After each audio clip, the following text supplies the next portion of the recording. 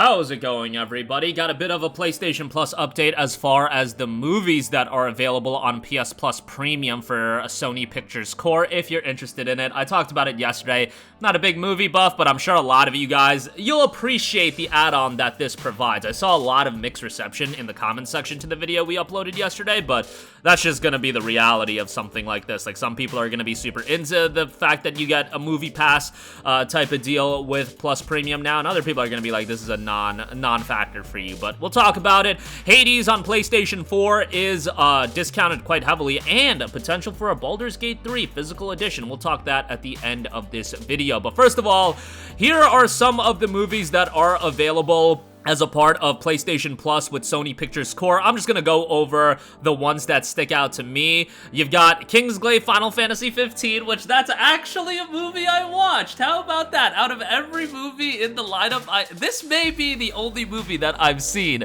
But yeah, Kingsglaive Final Fantasy 15 was a pretty enjoyable movie. The budget seemed pretty crazy for it, and the animations looked great. There's also a great song. Kingsglaive Final Fantasy 15 has like this theme song, Calling for Rain. Look that song up. That song is a banger, and I still have that on my phone to this day, and I listen to it pretty regularly. But yeah, Final Fantasy 15 had all this other content that really made the story a little bit more cohesive. There was Kingsglaive Final Fantasy 15. There was the anime, I believe it was called Brotherhood. Don't quote me on that, but yeah. Kingsglaive, if you want to check that out, go for it. It's not a great movie by any stretch of the imagination, but I thought it was decent. Resident Evil Vendetta is on there if you want the Resident Evil movies. Appleseed Alpha, Iron Man Rise of the Technoverse, you've got Looper, you've got Ghost Rider Spirit of Vengeance. What else is there that like I would be familiar with? Resident Evil Degeneration, I guess that's called. I heard mixed things about the Resident Evil movies. As you guys can tell, I am not very well versed in the movie sector of things. Final Fantasy VII Advent Children's on there. Hey, go check that out. And it does look like this remake trilogy will probably connect to the story that Advent Children told. Final Fantasy Spirits Within is in there as well, but Advent Children was a nice little movie that I saw Advent Children as well. So those are the two movies out of all these that I've seen, the two Final Fantasy movies, and I haven't seen Spirits Within, to be fair, and I'm not too familiar with that, but it's Final Fantasy movies, so maybe you want to check that out as well. Is there anything else I know as far as this lineup? Nah, I really don't know much of anything, but I'm sure this will be a rotating catalog of movies, and if you do want to check it out, again, it's a part of your PlayStation Plus Premium subscription, so I guess go ahead and check that out. Next up, Best Buy's got Hades on clearance for $7.49. I really don't know if this is going to be in stock by the time you guys watch this video, because that is a disgustingly good deal. Like, $7.49 for Hades is insane, and I would strongly recommend it. I didn't sink as much time into that game, to be fair, as a lot of my friends did. Like, I have friends that have sunk over 100 hours into that game, and Hades to them is like what Dead Cells is for me, where if they have no other game to play, or they just, you know, don't want to decide on a game to play, they'll just turn to Hades and play it for a couple hours. I have a bunch of friends that do that. And that's not really what I do. I played Hades, and I played quite a bit of it, and I enjoyed the time I spent with it, but I definitely did not get as invested as a lot of other people. Hades 2, obviously coming in early access, I believe, in early 2024, so you can be on the lookout for that as well. But yeah, like, that's a really, really great deal. $7.49 for Hades, especially given that it's a game that, even when it goes on sale on the PlayStation Store, I don't believe it goes below, like, 16 bucks, so that's a super, super good deal as far as value is concerned, so I would certainly recommend that. Also, a bunch of Square Enix titles are on sale. Now, I would be very, very cautious of picking up Square Enix games if you are a PlayStation Plus Extra subscriber, as you guys have probably seen. Square Enix and Sony have a pretty solid relationship. A lot of these games are getting added to Plus Extra. Some of them are already in Plus Extra, and I would imagine by sometime next year, all of these will be in Plus Extra. Maybe not one of them, but let's go through some of these deals. First of all, Forspoken is $29.99, starting to get to a price point where I would say, hey, maybe it's something you'll want to check out. Now, I was pretty down on this game. I think it has a lot of shortcomings. I think visually, at times it looks really good, and at times things like the character models and the textures don't look that great. The magical effects, those look really good. The story's terrible. The parkour gameplay is really good, and again, the magical abilities, that is pretty cool to see it executed. At 30 bucks, I think it's an okay price. I would probably say wait for it to get a little bit cheaper, but you know, if you've been eyeing it for a while, not a bad price. Crisis Core Final Fantasy VII VII Reunion, 30% off for $35. I know that this is a lot of game that a lot of you guys want to play before Final Fantasy VII Rebirth, given that this game tells the tale of one Zack Fair, and Zack is an awesome character in the Final Fantasy VII universe that you really need to know about, and looks like he will be an integral part of Rebirth, which is going to be pretty interesting to see how all that plays out. Now, Reunion is a PSP game. Crisis Core, I should say, is a PSP game that has been upgraded with this Reunion version. It still does show its age. There's been tweaks made that does make it quite a bit better, like the DMW system has been greatly improved. The combat is still fairly decent as an action combat gameplay. Also, the game isn't that lengthy. Like, if you just go through the main story, you can legitimately beat this game in like 13 hours. Like, it's not lengthy at all, but the story it does tell is fairly good. And again, if you want to know the entirety of the story of Zack, it's a pretty great time. And that ending theme, I think it's the ending theme song, Why?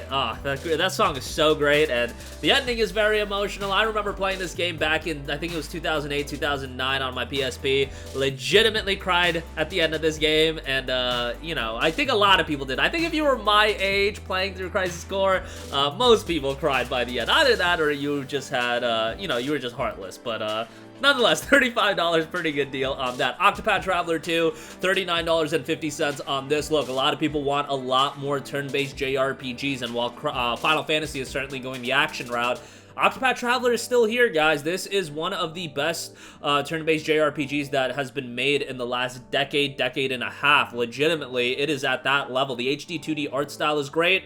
You've got a strong cast of characters, and all of it comes well together in the narrative as well. Can get fairly challenging. Soundtrack is great, $39.50, good price on that. And then Star Ocean: The Divine Force, $24.99 on this. This is available on Plus Extra already, but I enjoyed the game. It's definitely a mid-tier JRPG. I wouldn't put it up among the elite in Square Enix's JRPG repertoire, like well below Octopath, well below the Final Fantasy titles, and Star Ocean has kind of had that route with Star Ocean 4, Integrity and Faithlessness, and Divine Force. It's kind of found its footing. I mean, Integrity and Faithlessness was just kind of terrible. Divine Force is definitely good. I thought a lot of the traversal mechanics were good. The gameplay was solid. I'm still not crazy about some of these Star Ocean narratives these days, but, you know, it's a good game. $25, I think, is a great price, so definitely check those out. Lastly, I do want to note that Cromwell over on Twitter, director of publishing, Larian Studios, Baldur's Gate 3, of course, responded to a tweet from German Strands noting, would you buy a physical version of Baldur's Gate 3? And he just tweeted in response, bumping for interest. Now, you know, Baldur's Gate 3, he does note that the game would be required to be on 2 discs, and yeah, I think this game would do very, very well if it was a physical release. I've been pretty vocal about, I haven't been vocal about Baldur's Gate 3, rather that I've made my opinion very clear that at this point, based on what I've played of it, it's not my cup of tea. But I always say, guys, like, I'm one man, I'm one guy's opinion. Just because Baldur's Gate 3 isn't my cup of tea, it's not my style of game. I'm not gonna go on this crapping crusade on the game that, like, oh, it's terrible, oh, it's overrated. No, it's just not my cup of tea. That's the reality. I said the same thing with Callisto Protocol, that, yeah, that game didn't click with me, but some people really enjoyed it, and hey, more power to you. And look at the reception for Baldur's Gate 3. I am certainly an outlier where the game didn't click with me. That doesn't mean my opinion on this game should be taken as gospel. I offer you guys my opinions on certain things. Sometimes, you know, games click with me, sometimes they don't. I mean, in 2022, I personally enjoyed Horizon Forbidden West more than God of War Ragnarok. What kind of opinion is that? But that's just what happened to me in 2022. I liked Forbidden West more than God of War Ragnarok. But, you know, a lot of this stuff is timing. A lot of this stuff is, you know, what your tastes are. And at the end of the day, Baldur's Gate 3 just didn't click with me. However, I am going to give this game another shot. Like, I'm going to sit down at some point and sink more time into it, just because when a game is received at the level Baldur's Gate 3 has, you gotta owe it to yourself to at least give this game more of a shot. It's just, you know, at the point where I picked it up on PC right when it came out. I didn't really vibe with it, and I wasn't trying to get into a game that I wasn't gonna supremely vibe with and play it for, you know, 80 to 100 hours. That's just not what I was trying to do. But, you know, for a physical copy, I'm sure a lot of you guys would be super excited about that. But that is gonna do it for me. Again, wanted to go through the movie offerings on Plus Premium. I mean, check out the Final Fantasy movies, Kingsglaive, Advent Children. I give those a recommendation, you know, because my movie palette is just like that. Hades is down to $7.49. A lot of great Square Enix deals as well, so definitely check those out. Links in the description box below, and a potential for Baldur's Gate 3 to get a physical release. That'll do it for me. Let me know all of your thoughts in the comments section down below. Sound off there. Thank you for watching, and goodbye. Hey guys, we hope you enjoyed the video, and if you did, make sure to hit the subscribe button, and if you're already subscribed, do us a favor and hit the bell icon. This way you'll be notified whenever we post a new video. That's the best way to keep up with all of our uploads, and we usually try to upload 2 videos a day. And with the bell icon hit, you'll be notified whenever we do upload a video. As always, thanks for watching.